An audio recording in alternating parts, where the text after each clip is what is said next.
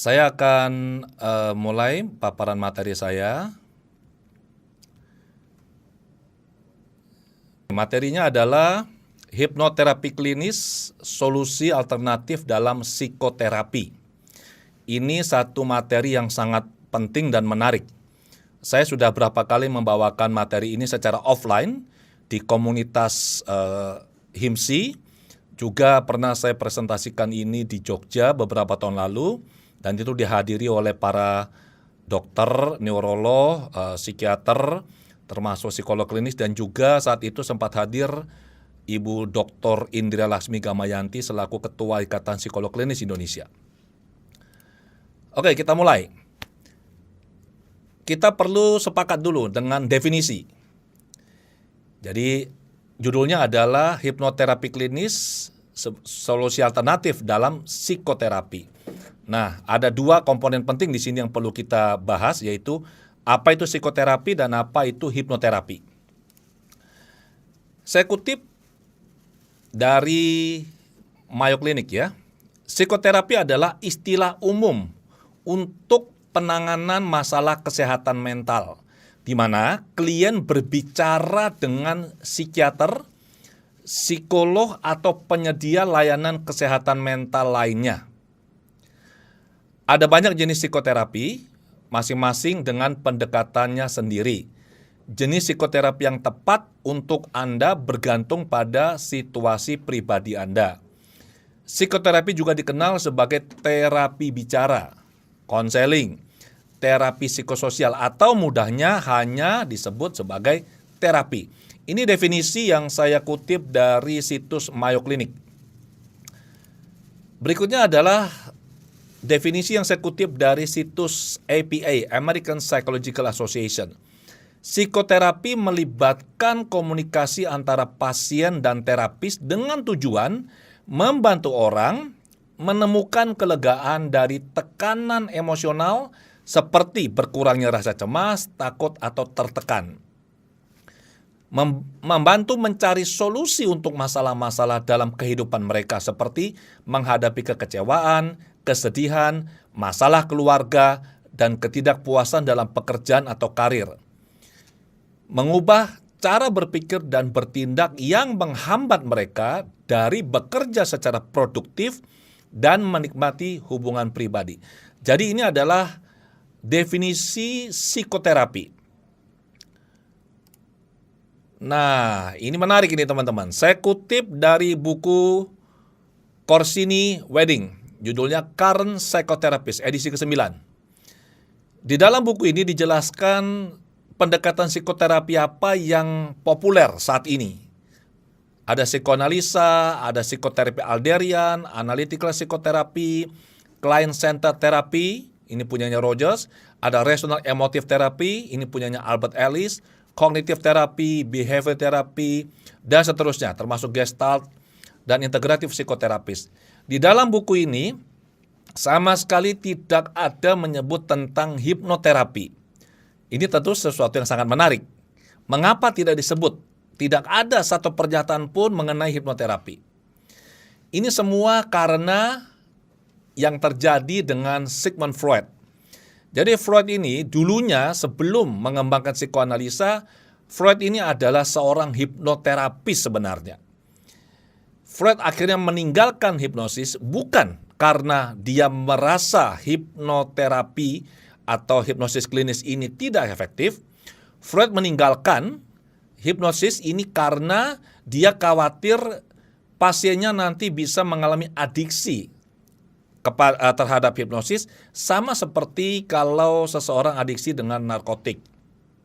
Dia juga khawatir pasiennya ini kehilangan kontak dengan situasi di masa sekarang. Kendala lain adalah Freud ini ternyata seringkali gagal melakukan induksi daripada berhasil. Nah, ternyata setelah ditelusuri dari berbagai literatur yang saya pelajari, caranya Freud melakukan induksi ternyata sangat paternal dan konvensional. Jadi klien itu duduk di kursinya dan dia perintahkan tidur seperti itu. Itu di awal-awal dia mengembangkan. Untuk beberapa pasiennya dia yang sangat sugestif, cara seperti ini berhasil, tetapi lebih sering tidak berhasil. Dan Freud juga merasa malu karena salah satu subjek hipnotiknya, seorang wanita pada saat keluar dari kondisi hipnosis tiba-tiba merangkul dirinya dia. Dan ini hal-hal yang membuat Sigmund Freud akhirnya meninggalkan hipnosis. Dan karena pengaruhnya Freud terhadap dunia psikologi barat sangat kuat, dan dengan Freud meninggalkan hipnosis, maka para pengikutnya, murid-muridnya, dalam tanda kutip ya, beranggapan bahwa hipnosis atau hipnoterapi ini tidak efektif. Tetapi bukan ini sebenarnya alasan Freud meninggalkan hipnosis. Nah, karena Freud meninggalkan hipnosis, maka akhirnya hipnosis ini tidak lagi diajarkan di banyak, saya bisa menyatakan hampir semua perguruan tinggi di Fakultas Psikologi tidak mengajarkan hipnosis atau hipnoterapis klinis ini secara intensif dan ekstensif. Yang orang juga tidak tahu selama ini adalah sebenarnya Freud ini belajar hipnosisnya kedua orang di Prancis. Yang pertama adalah Jean-Martin Charcot, ini adalah seorang dokter di rumah sakit Salpêtrière. Kemudian di tahun 1885 sampai 1886, selama 4 bulan, Freud mengunjungi rumah sakit ini dan melihat apa yang dilakukan oleh Charcot. Di tahun 1890, Sigmund Freud kembali ke Prancis, kemudian mengunjungi Nancy, ini tempatnya Hippolyte Bernheim.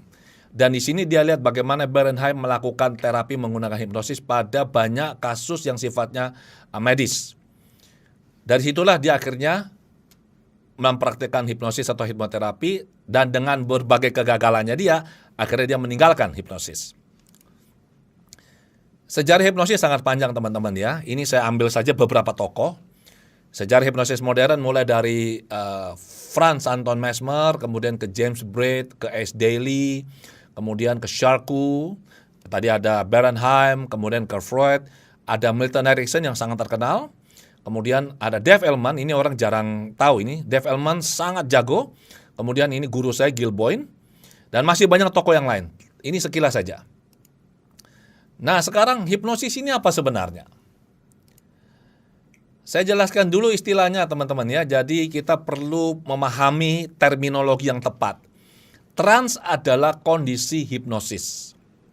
Hipnotis, orang yang melakukan hipnosis hiburan, gelarnya mereka CH, Certified Hypnotist.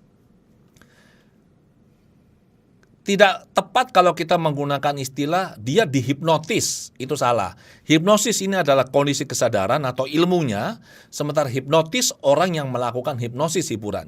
Ini sama dengan piano dan pianis. Piano adalah instrumennya, pianis adalah orang yang memainkan instrumen ini. Jadi seringkali saya baca di berbagai publikasi di media massa juga, salah kaprah, salah menulis. Oh, dia lagi mengalami masalah. Kenapa? Karena dia dihipnotis. Ini salah. Mestinya dia dihipnosis. Atau apakah Anda bersedia dihipnotis? Itu salah. Apakah Anda bersedia dihipnosis? Ya. Hipnoterapis adalah orang yang melakukan hipnoterapi. Gelarnya bisa CHT, Certified Hypnotherapist, atau CCH, Certified Clinical Hypnotherapist. Subjek adalah orang yang dihipnosis. Kalau untuk pertunjukan di atas panggung itu disebut dengan subjek. Sementara kalau orang ini ada di ruang praktek, ini kita sebut dengan sebagai klien. Pandangan salah tentang hipnosis. Nah, ini hipnosis seringkali yang bagi yang tidak mengerti dikatakan sebagai praktik supranatural menggunakan kekuatan magis, mantra atau jin. Ini salah. Oh, hipnosis ini adalah penguasaan pikiran. Jadi orang yang dihipnosis, dia dibawa kendali sepenuhnya oleh orang yang menghipnosis. Ini tidak tepat ya. Hipnosis sama dengan tidur. Siapa bilang? Orang dalam kondisi hipnosis sadar sesadar-sadarnya. Mau berbohong juga bisa. Jadi hipnosis tidak sama dengan tidur. Oh, hipnosis bisa mengakibatkan lupa ingatan. Ini juga salah. Justru kalau kita mengerti kondisi hipnosis di mana kita bisa menuntun seseorang masuk ke kondisi hipermnesia, maka daya ingatnya meningkat luar biasa. Ini bisa digunakan untuk membantu murid atau mahasiswa meningkatkan kinerja mereka di bidang akademik. Hipnosis bisa untuk membongkar rahasia seseorang. Teman-teman, saya beritahu ini pandangan yang salah total. Saya ingat beberapa tahun yang lalu anggota DPR kita sempat meminta salah satu praktisi hipnosis yang sering tampil di TV di layar kaca itu untuk bekerja sama dengan KPK dan menghipnosis para koruptor yang seringkali kalau ditanya mengatakan lupa, nggak tahu. Dan mereka, para anggota DPR ini mendatangi hipnotis ini dan akhirnya hipnotis ini bilang, nggak bisa Pak, yang di panggung itu kebanyakan settingan, kita set up. Jadi nggak bisa kita cetek jari kita, kemudian orang itu tiba-tiba bisa terbuka dan kita korek rahasianya, itu nggak bisa. Hipnosis adalah cuci otak, ini juga salah. Apa hipnosis? Definisi ya. Hipnosis adalah, dalam bahasa Inggris saya bacakan dulu. Hypnosis is the bypass of the critical factor of the conscious mind and followed by the establishment of acceptable selective thinking. Maksudnya apa? Hipnosis adalah penembusan faktor kritis dari pikiran sadar dan diikuti dengan diterimanya pemikiran atau sugesti tertentu. Teman-teman perhatikan benar definisi ini yang dikeluarkan oleh US Department of Education Human Services Division. Di sini tidak ada sekalipun dinyatakan bahwa hipnosis ini adalah relaksasi fisik. Tidak ada. Hipnosis adalah penembusan faktor kritis pikiran sadar dan diikuti dengan diterimanya pemikiran atau sugesti tertentu. Artinya selama ini pemahaman orang yang menyatakan bahwa kalau orang fisiknya rileks, maka dia dalam kondisi hipnosis adalah tidak tepat. Saya mendefinisikan hipnosis sebagai kondisi kesadaran bercirikan pikiran sadar rileks. Fungsi kritis analitis pikiran sadar menurun, disertai meningkatnya fokus dan konsentrasi, sehingga individu menjadi sangat responsif terhadap pesan atau informasi yang diberikan kepada pikiran bawah sadar. Hipnosis atau hipnoterapi ini sudah diterima dan diakui secara internasional. Saya kutip dari situs American Psychotherapy and Medical Hypnosis Association. Di tahun 1955, British Medical Association yang pertama kali menerima hipnosis atau hipnoterapi sebagai satu modalitas terapi yang aman dan bermanfaat.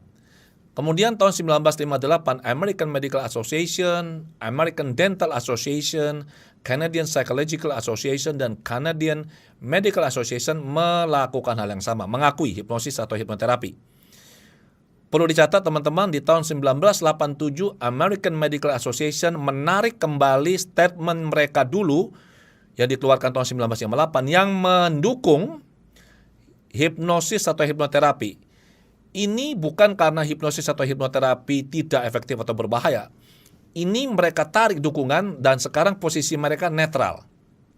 Mereka melakukan penarikan dukungan terhadap banyak hal di tahun 1987 termasuk salah satunya terhadap hipnosis atau hipnoterapi. Mengapa? Karena ada banyak pengajar atau trainer di Amerika yang mengklaim sesuai dengan apa yang pernah terjadi bahwa hipnosis atau hipnoterapi ini didukung oleh American Medical Association. Padahal standar yang digunakan pengajar atau lembaga itu jelas-jelas tidak mencerminkan standar profesional. Jadi untuk kebaikan bersama, American Medical Association di tahun 1987 menarik posisi mereka menjadi posisi netral dalam hal hipnosis dan hipnoterapi. Di 1960, American Psychological Association APA menerima mengakui hipnosis atau hipnoterapi. Kemudian 1961 oleh American Psychiatric Association.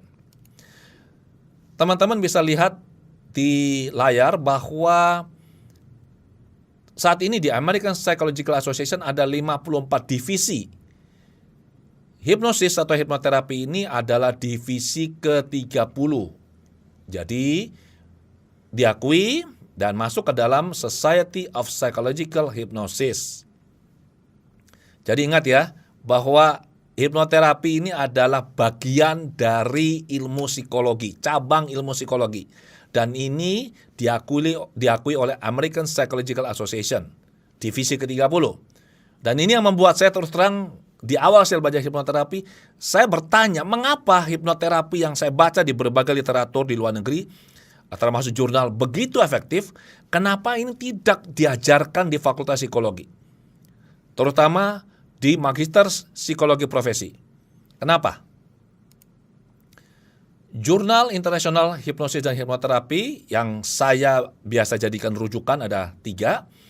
American Journal of Clinical Hypnosis, kemudian di International Journal of Clinical and Experimental Hypnosis, kemudian di Australian Journal of Clinical Hypnotherapy and Hypnosis. Nah, ini yang saya rutin baca, setiap ada terbitan baru saya dapat dan saya pelajari. Hipnosis menurut aplikasi itu ada 5. Yang pertama stage hypnosis, hipnosis untuk hiburan. Ini yang sering muncul di layar kaca, di televisi, atau pas ada acara ulang tahun atau mantenan, ini sering ditampilkan. Stage hypnosis. Yang kedua adalah clinical hypnosis atau hipnoterapi. Ini yang digunakan untuk membantu klien mengatasi masalah yang berhubungan dengan emosi atau perilaku. Yang ketiga adalah hipnoanestesia. Ini digunakan untuk melakukan misalkan pembedahan, cabut gigi tanpa obat bius ya, kemudian melahirkan dengan nyaman tanpa rasa sakit.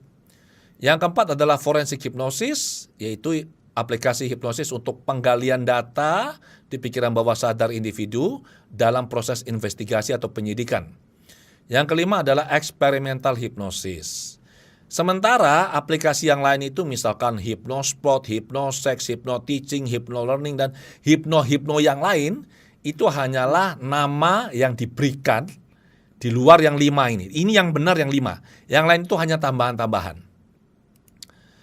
Hipnosis menurut pelaku ada 4. Self-hipnosis, hipnosis yang kita lakukan pada diri kita sendiri. Auto-hipnosis adalah hipnosis yang terjadi secara spontan dalam situasi spesifik. Seperti kalau misalkan kita jumpa dengan ular, atau kita bertemu dengan anjing yang mau menggigit kita, atau kita masuk ke ruang praktek dokter gigi, semacam itu. Jadi kita tiba-tiba masuk ke kondisi hipnosis tanpa kita melakukan apapun. Kemudian ada heterohipnosis, adalah hipnosis yang dilakukan oleh seseorang kepada orang lain. Dalam konteks relasi antara klien dan terapis, saat terapis melakukan hipnosis kepada klien, ini masuk kategori heterohipnosis. Parahipnosis adalah hipnosis yang muncul atau terjadi karena pengaruh obat. Nah, sekarang apa hipnoterapi? Bedanya dulu ya. Beda hipnosis dan hipnoterapi. Hipnosis adalah kondisi kesadaran, terdiri dari banyak level kedalaman. Hipnosis per se atau hipnosis saja tidak terapeutik. Jadi ingat, hipnosis adalah kondisi kesadaran. Hipnosis saja tidak terapeutik. Seorang hipnotis yang cakap belum tentu seorang hipnoterapis yang cakap. Dan ini yang sering kali salah dipahami oleh masyarakat. Mereka berpikir seperti yang ditunjukkan di televisi, apabila seorang hipnotis yang bisa main cetek-cetek tangan, kemudian orang itu disugesti-sugesti tertentu, terus si subjeknya itu nurut dan tiba-tiba katanya berubah, mereka berpikir begitulah proses terapi. Sebenarnya tidak. Teknik dalam hipnoterapi jauh lebih kompleks daripada sekedar teknik untuk hipnosis panggung. Syarat untuk dihipnosis, bersedia untuk dihipnosis, tidak menolak. Jadi apabila klien atau subjek menolak untuk dihipnosis, maka kita sebagai terapis tidak bisa menghipnosis klien ini. Mampu dan bersedia memfokuskan pikiran. Orang yang tidak bisa memfokuskan pikiran, orang yang kecemasannya sangat tinggi, walaupun sebenarnya ada teknik untuk orang yang kecemasan tinggi ya, tapi pada umumnya orang yang kecemasan tinggi dia sulit fokus. Kemudian orang yang lagi di bawah pengaruh obat-obatan termasuk obat bius, itu tidak bisa kita hipnosis. Tidak ada rasa takut atau tidak percaya pada terapis. Apabila seseorang, klien, dia ada rasa takut, tidak percaya, khawatir, jangan-jangan nanti terjadi sesuatu yang buruk pada dirinya dia pada saat dia dihipnosis, maka rasa takut atau tidak percaya ini akan menghalangi proses hipnosis sehingga si klien ini tidak bisa masuk dalam kondisi hipnosis. Mampu berkomunikasi verbal atau non-verbal, ini penting. Harus bisa verbal dan non-verbal. Kalau misalkan buta tuli, nggak bisa. Bersedia mengikuti dan menjalankan tuntunan. Jadi orang ini misalkan bisa mendengar, verbal non-verbalnya bagus, tidak ada rasa takut, dia percaya, dia bisa fokus, dia bersedia, tapi kalau dia tidak mengikuti atau menjalankan tuntunan, tidak akan bisa masuk kondisi hipnosis. Saya mendefinisikan hipnoterapi sebagai terapi. Boleh menggunakan pendekatan atau teknik apa saja yang dilakukan dalam kondisi hipnosis dengan tujuan mengatasi masalah emosi atau perilaku dan meningkatkan kualitas hidup individu.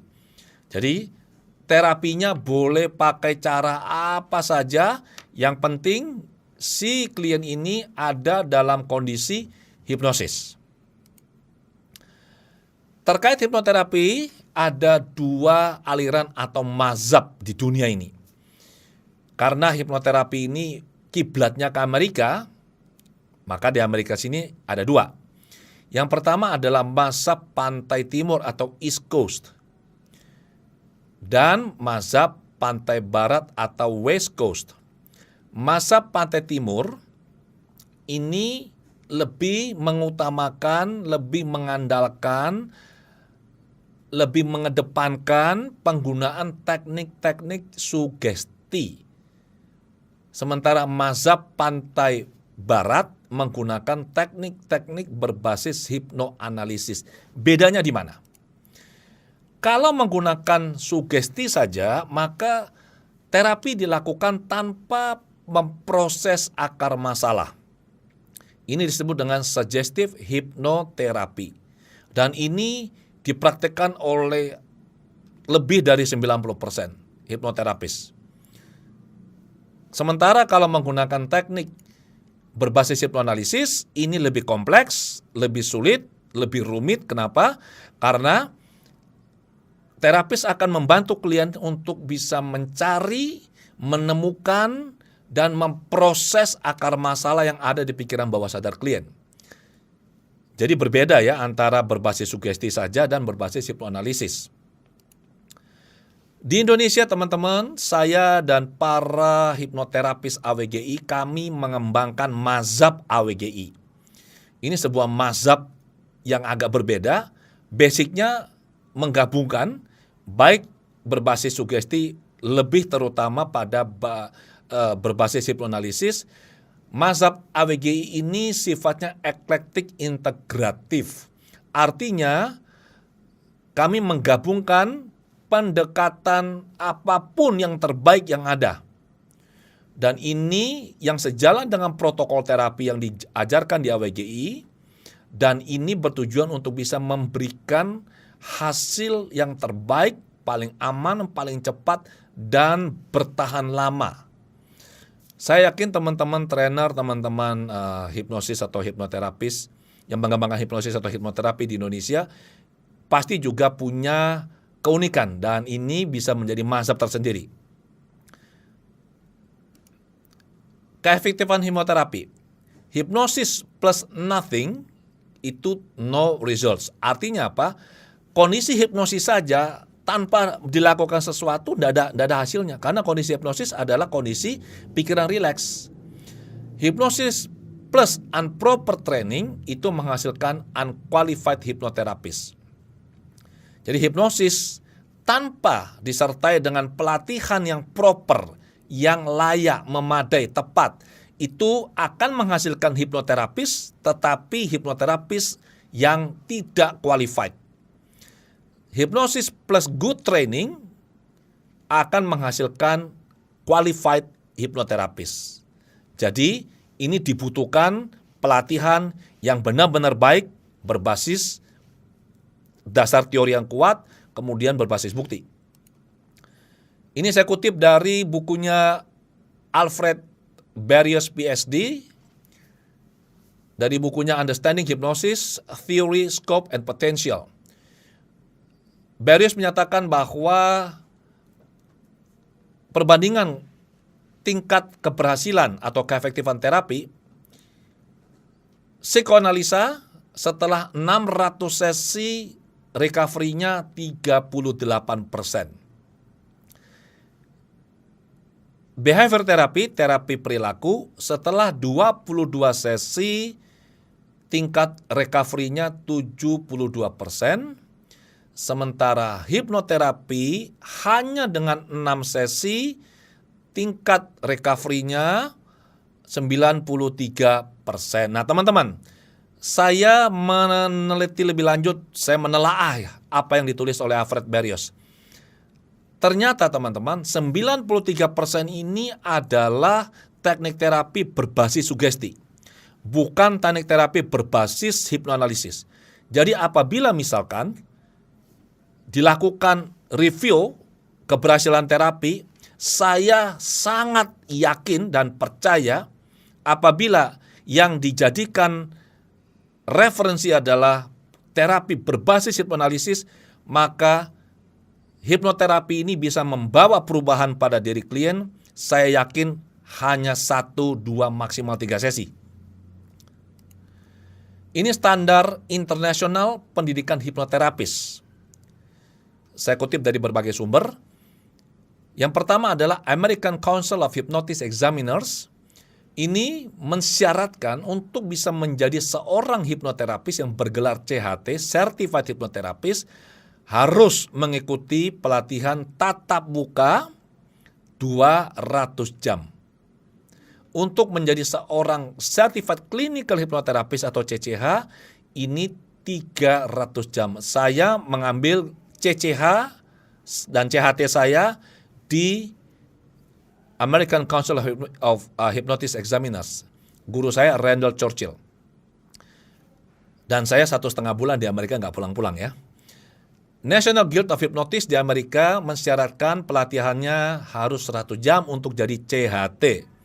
Sementara Hypnotherapy Council of Australia untuk menjadi professional hypnotherapist itu 400 jam. Terdiri dari sekitar 100 jam lebih untuk tatap muka dan ditambah lagi praktek, pembelajaran mandiri, baca buku, nonton video, dan seterusnya. Di Inggris, Complementary and Natural Health Care Council mensyaratkan untuk menjadi seorang certified hypnotherapist ini 120 jam pendidikannya. Sementara American Society of Clinical Hypnosis ini adalah lembaga yang didirikan oleh Milton Erickson. Ini sangat sulit untuk bisa gabung di sini teman-teman ya. Ini sifatnya tertutup dan hanya diperuntukkan bagi para profesional di bidang mental, medis. Harus punya master degree, minimal harus S2 in a healthcare discipline. Jadi kalau nggak S2, nggak bisa. Setelah punya gelar S2, entah dokter, psikiater, registered nurse, psikolog klinis, barulah boleh gabung ke lembaga ini. Kemudian harus ikut pelatihan minimum 40 jam. Kalau 40 jam kira-kira kalau di sistem di Amerika itu sehari bisa pelatihan sekitar 8 jam, berarti itu 5 hari. Tapi pelatihannya harus ikut approved workshop training. Jadi harus ikut lembaga atau orang yang memang sudah di-approve oleh American Society of Clinical Hypnosis. Kemudian minimal ada 20 jam untuk training konsultasi dengan konsultan ASCH. Kemudian juga ada minimal pengalaman 2 tahun praktek secara mandiri menggunakan clinical hypnosis. Ini 2 tahun setelah menyelesaikan basic course. Jadi ini sangat-sangat ketat. Standar pendidikan hipnoterapis di Indonesia bagaimana? Ini sangat menarik. Saya kutip dari hasil penelitian disertasi saya. Dari hasil penelitian untuk para hipnoterapis di Indonesia, saya menemukan lewat penelitian ini, penelitian doktoral saya, bahwa ada yang hanya 1-2 hari sudah menjadi CHT. 1 hari mendapat CH, Certified Hypnotist. Kemudian lanjut lagi 1 hari sudah langsung mendapat gelar CHT atau Certified Hypnotherapist. Ada yang setelah ikut 3-4 hari baru mendapat CHT. ada yang 5-6 hari, ada yang 7-8 hari, ada yang 10 hari. Dan kemudian ada yang 19 hari untuk bisa mendapatkan gelar sebagai Certified Clinical Hypnotherapist. CH, CHT maupun CCH adalah gelar non-akademik. Ini adalah kampus ADW Gunawan Institute of Mind Technology di Surabaya. Kampus ini berdiri di lahan kurang lebih 1.200 meter, kemudian bangunannya kurang lebih ada 800 meter persegi. Fasilitasnya untuk terapi, kemudian untuk pengembangan, dan juga untuk pelatihan. Nah, bagaimana dengan AWGI? Standar AWGI menyatakan bahwa untuk menjadi seorang hipnoterapis ini perlu 110 jam tatap muka atau 10 hari pelatihan, setara 3 semester kuliah. Sementara untuk menjadi seorang hipnoterapis klinis atau CCH ini 210 jam atau 19 hari pelatihan. Ini tidak termasuk praktik mandiri yang tersupervisi, jadi dibagi ya antara 3 hari pertama, kemudian 4 hari, kemudian 3 hari. Jadi ada 3 kali pertemuan, 3-4-3, dan di antara pertemuan ini ada jeda di mana setiap peserta diwajibkan untuk melakukan praktek tersupervisi, dilakukan mentoring berkelanjutan. Ini juga di luar tugas-tugas yang lain. Ini suasana pembelajaran. Ini di kelas, di kampus AWGI.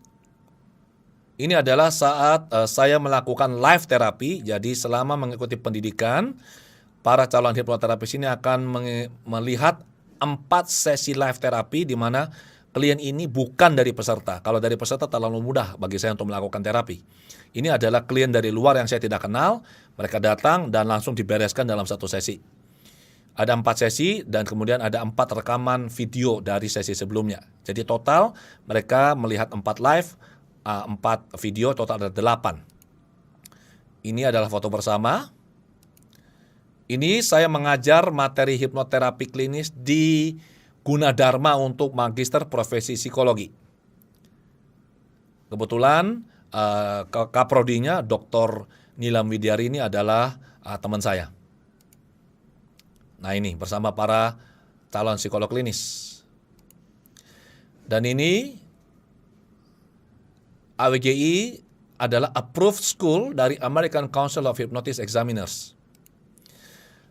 Oke, sekarang apa masalah yang bisa diatasi dengan hipnoterapi? Sangat banyak dan beragam. Intinya masalah yang berhubungan dengan emosi atau perilaku hampir, saya bilang hampir ya, hampir semuanya bisa kita bantu atasi dengan menggunakan hipnoterapi.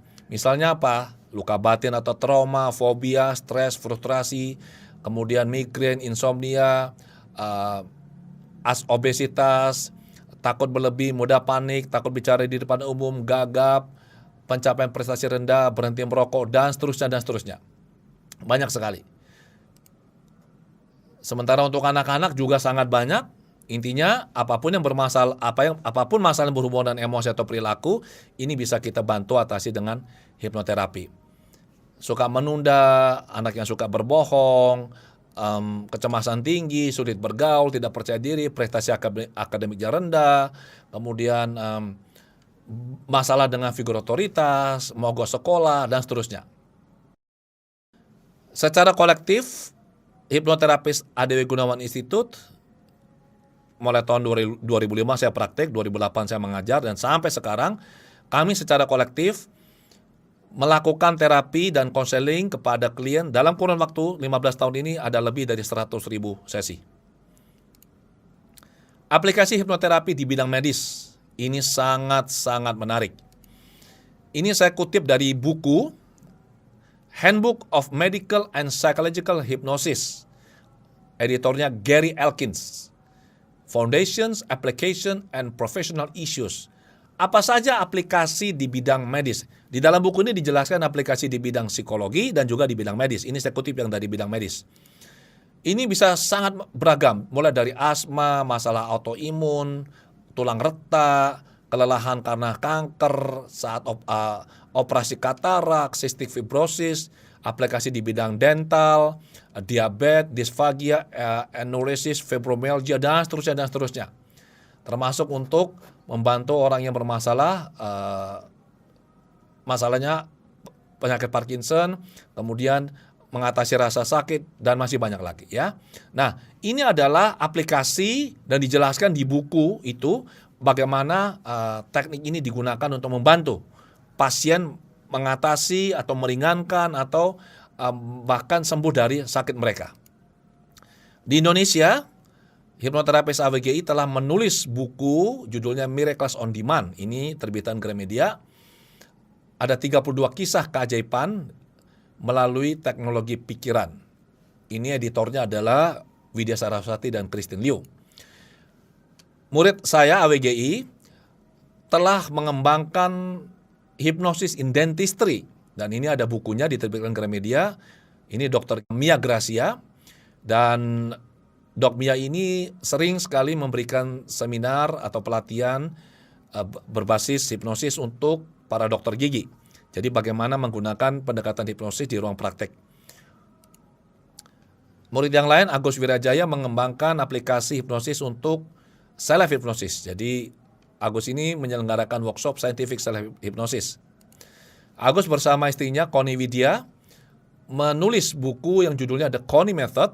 Ini adalah buku yang menjelaskan bagaimana aplikasi hipnosis untuk membantu wanita pada saat hamil dan pada saat melahirkan, sehingga bisa melahirkan dengan sangat mudah bahkan tanpa rasa sakit. Ini sudah diajarkan kepada banyak klien dengan tingkat keberhasilan yang sangat-sangat tinggi. Satu lagi, Christine Liu menulis buku Quantum Slimming, dan ini juga buku yang sangat bagus, terbitan Gramedia.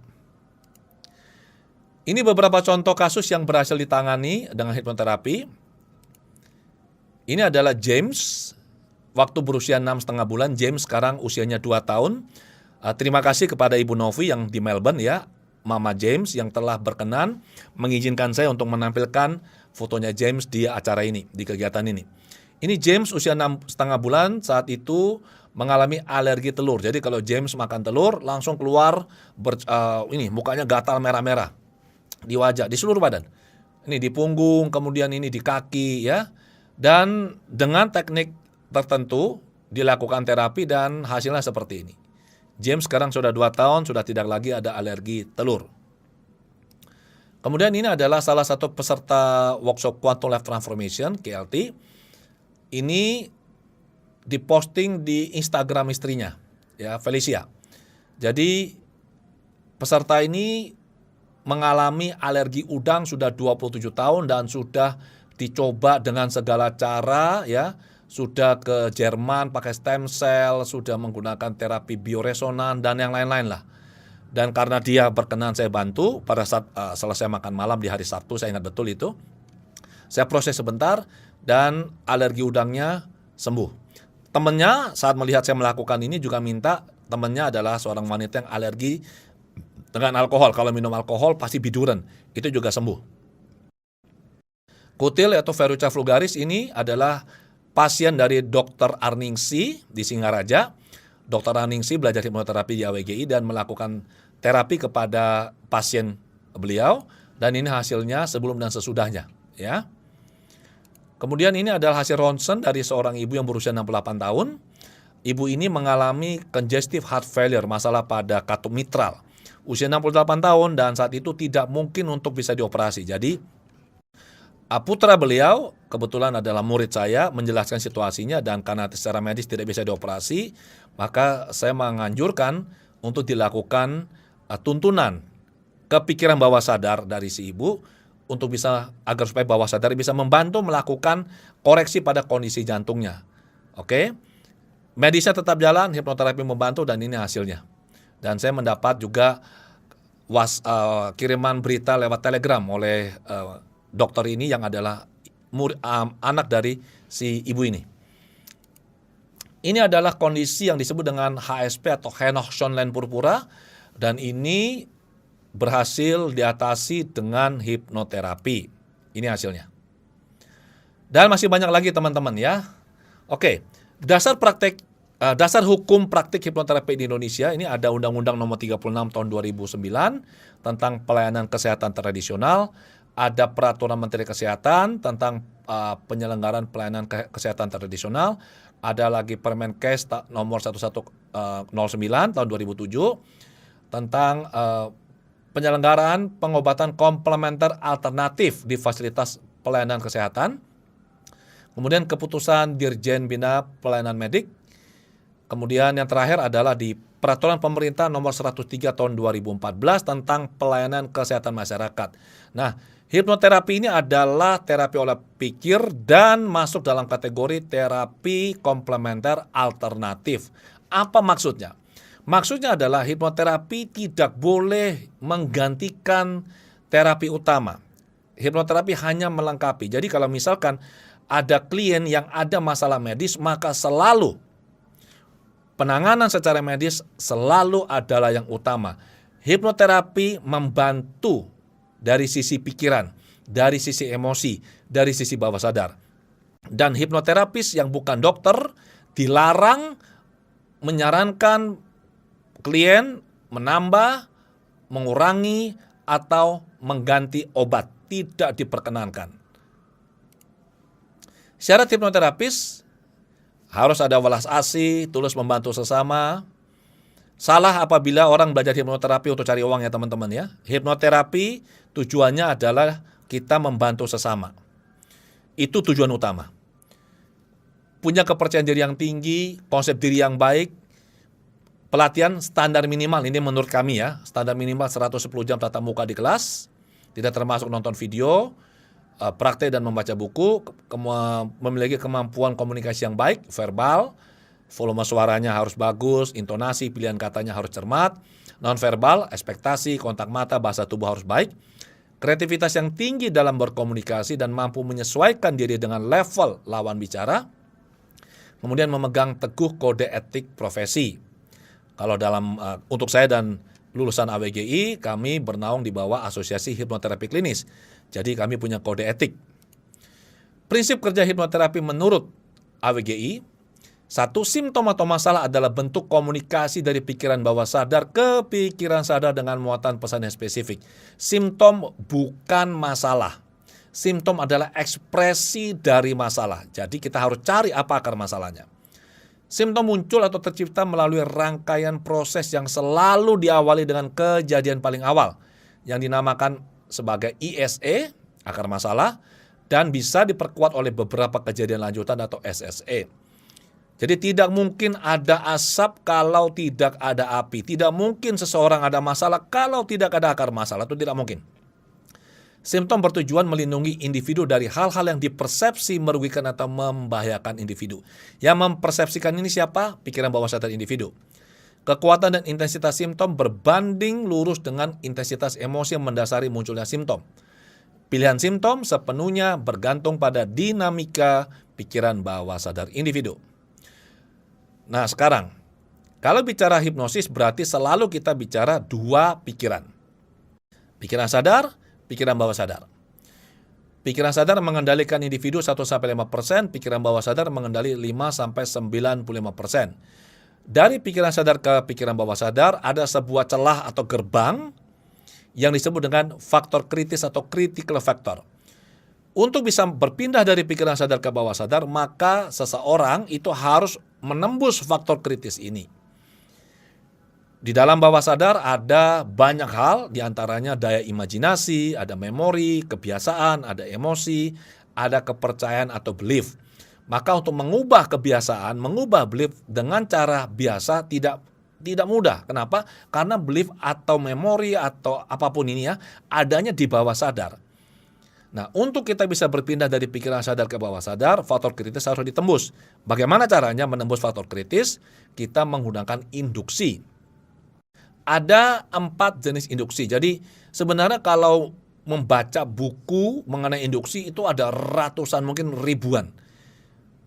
Tetapi kalau dikelompokkan hanya ada 4 jenis induksi. Yang pertama progressive relaxation atau relaksasi progresif. Ini adalah relaksasi yang perlahan-lahan mulai dari ubun-ubun nanti turun lagi ke pelipis, ke pipi ya, terus ke seluruh tubuh.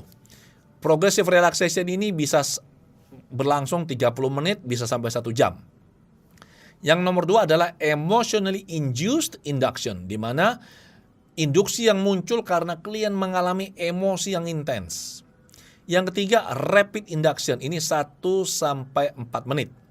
Yang keempat adalah instant induction, induksi sekejap, cepat. Ini biasanya digunakan untuk stage hipnosis. Jadi di atas panggung si subjek ini dihipnosis dengan induksi kejut, shock induction. Hanya butuh waktu beberapa detik. Melakukan induksi kita perlu tahu tipe sugestibilitas klien. Saya kutip dari buku John Kappas yang judulnya Professional Hypnotism Manual. Dr. Kappas membagi orang menjadi 3 tipe sugestibilitas. Yang pertama adalah sugestibilitas physical, yaitu 40% populasi.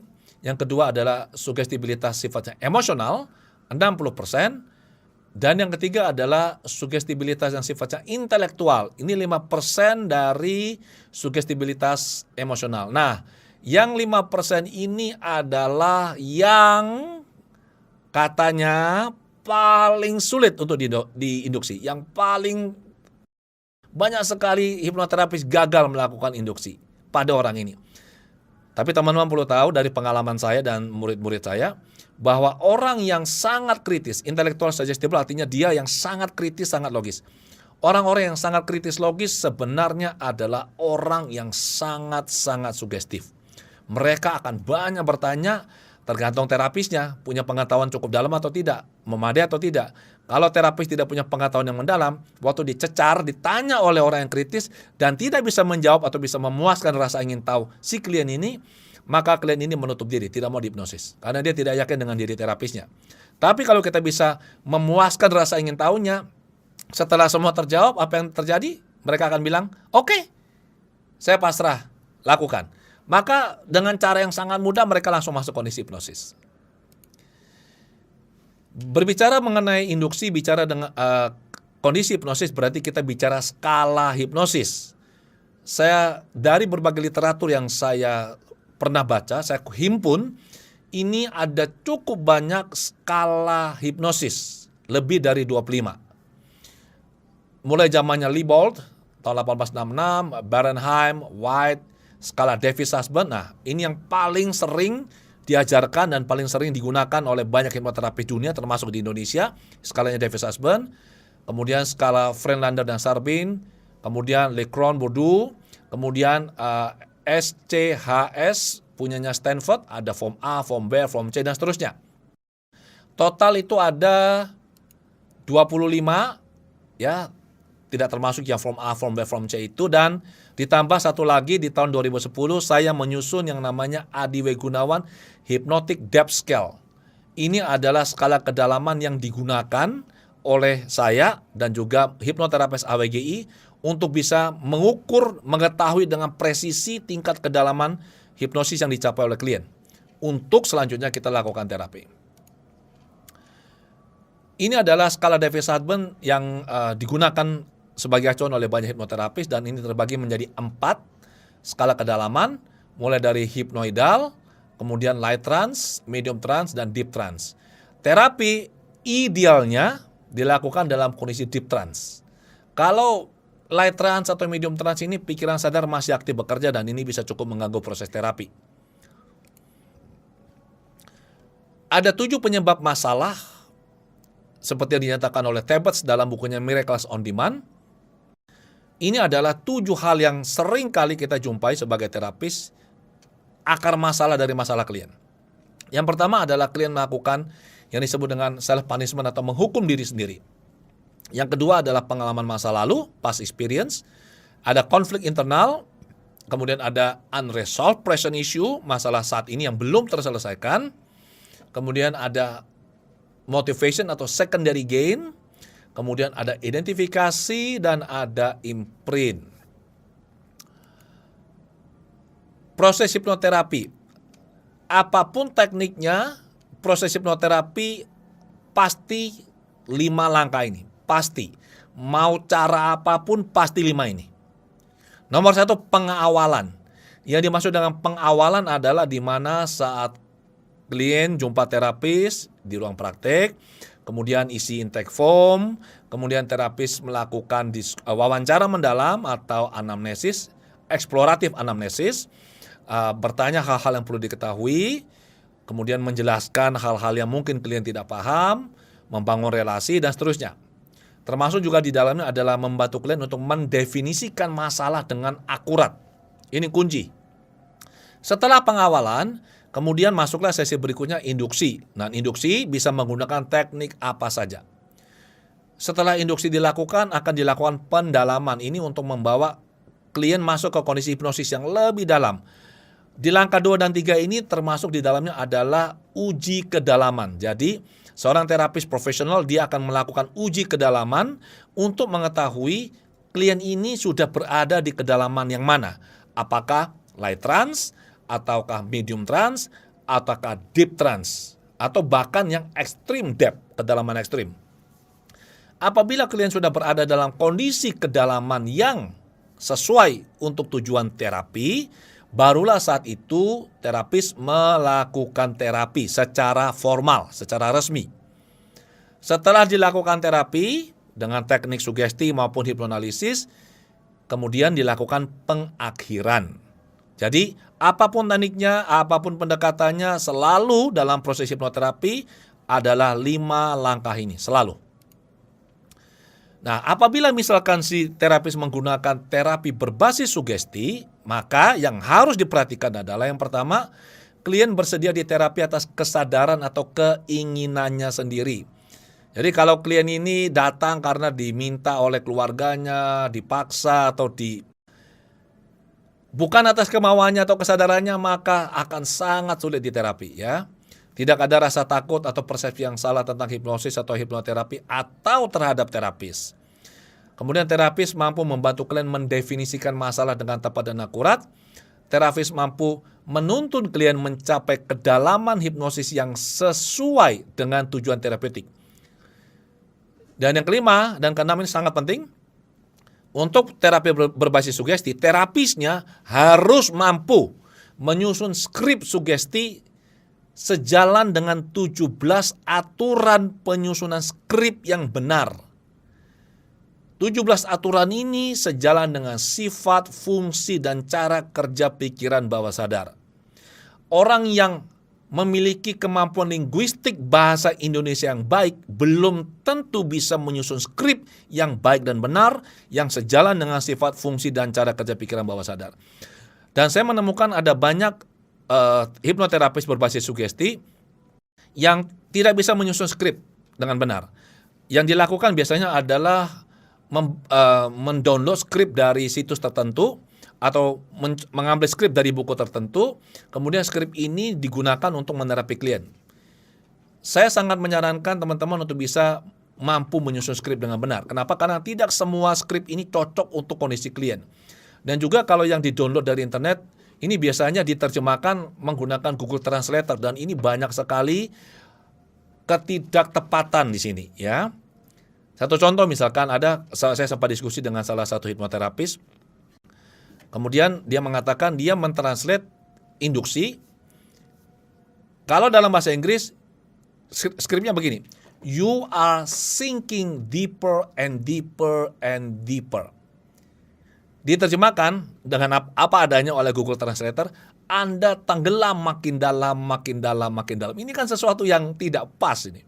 Kalau kliennya sugestif sekali, dikatakan tenggelam, itu bisa berhenti loh napasnya. Nah, ada juga yang ngambil dari buku, ya.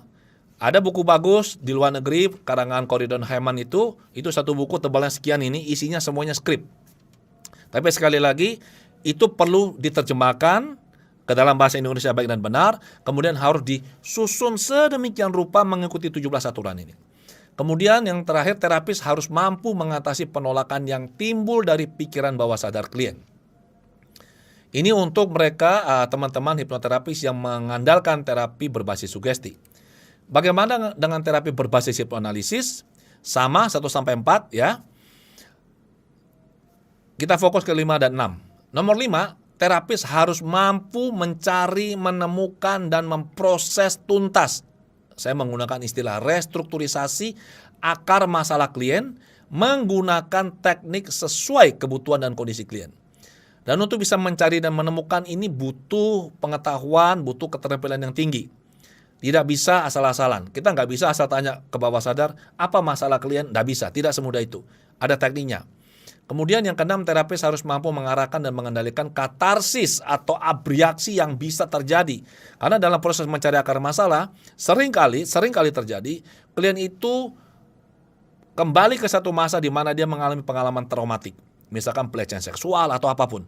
Dan ini akan terjadi ledakan emosi atau katarsis atau abreaksi.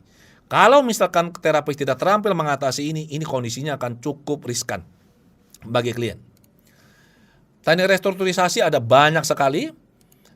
Sebagian saja ya, ada ideomotor response, hypnotic regression, systematic desensitization, implosive desensitization, dan seterusnya. Jadi ada banyak teknik. Saya ingat sekali yang dikatakan oleh salah satu pakar di Amerika yang sangat saya hormati dan kagumi, yaitu Jerry Kine. Jerry Kine pernah berkata begini, ukuran profesionalisme Anda sebagai hipnoterapis ditentukan dari seberapa banyak teknik pada toolbox teknik Anda. Jadi kalau kita punya sebuah toolbox, kotak perangkat, kalau kita punya teknik hanya 1-2, dia bilang Anda tidak profesional. Anda harus punya banyak sekali peralatan dan peralatan ini bisa digunakan sesuai kebutuhan klien. Mimpi besar kita untuk Indonesia saat ini, dunia mengacu kepada Amerika kalau bicara hipnoterapi. Selain Amerika, juga ada Inggris dan juga ada Australia. Mimpi besar kita untuk Indonesia, teman-teman. Saya kebetulan mulai tahun 2005 saya belajar hipnoterapi dengan guru saya, almarhum Yan Nurindra. Kemudian saya mengembangkan sendiri, saya belajar ke luar negeri, saya baca sangat banyak buku, literatur, jurnal juga. Dan saya mengikuti cukup banyak pelatihan hipnoterapi, termasuk juga konferensi internasional di Amerika. Dalam kurun waktu sekian tahun saya rutin tiap tahun ke luar negeri, lebih sering di daerah Los Angeles, mengikuti konferensi internasional hipnoterapi, saya akhirnya mendapatkan sebuah benchmark, sebuah baseline, sebuah acuan, referensi. Oh, ternyata di luar negeri ini benchmarknya itu seperti ini, hipnosis atau hipnoterapi. Dan saya bandingkan dengan apa yang kita punya di Indonesia. Kita di Indonesia, kita melakukan banyak hal yang di luar negeri nggak bisa. Kenapa? Karena luar negeri terbentur dengan aturan-aturan yang sangat ketat. Di Amerika, tidak semua negara bagian mengizinkan orang mempraktikkan hipnosis atau hipnoterapi. Di California tempat saya belajar, lebih tepatnya di Los Angeles, itu lebih longgar negara bagiannya. Sementara kayak Washington tidak boleh.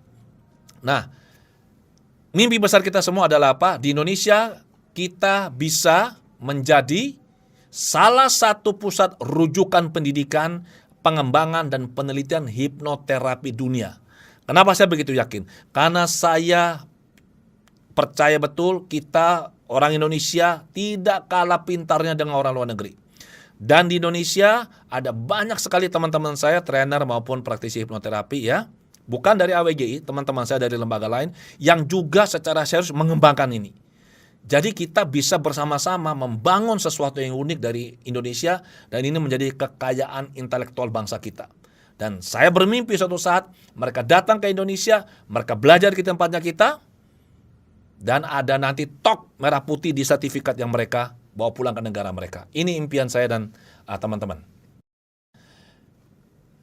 Menuju ke sana, di Indonesia telah dilakukan penelitian, sedang berlangsung ini. Penelitian 3 tahun, lintas disiplin, lintas situs.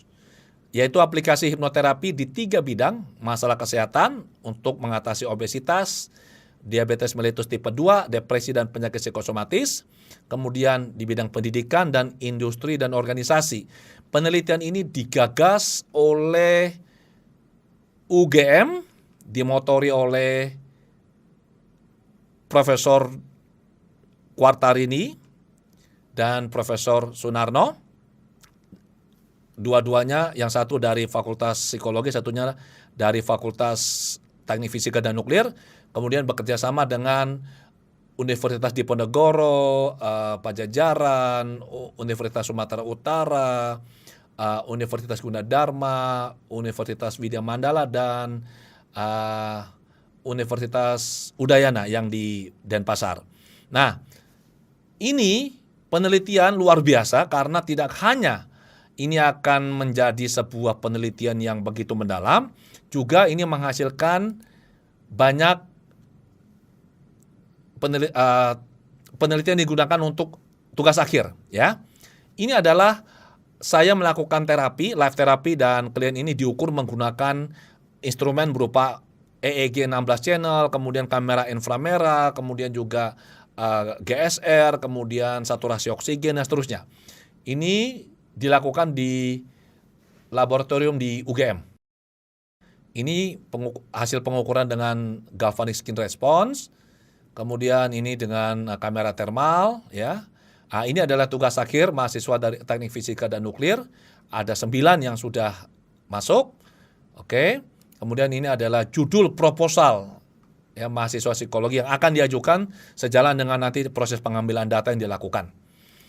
Oke, begitu teman-teman paparan materi saya. Teman-teman bila berkenan bisa membaca banyak artikel yang saya tulis di situs saya di adwgunawan.com. Ada lebih dari 320 artikel di sini. Kemudian Anda bisa nonton video-video yang saya unggah di kanal YouTube saya di YouTube ADW Gunawan. Anda bisa follow Facebook saya ADW Gunawan dan Instagram saya @adwgunawan.id. Terima kasih.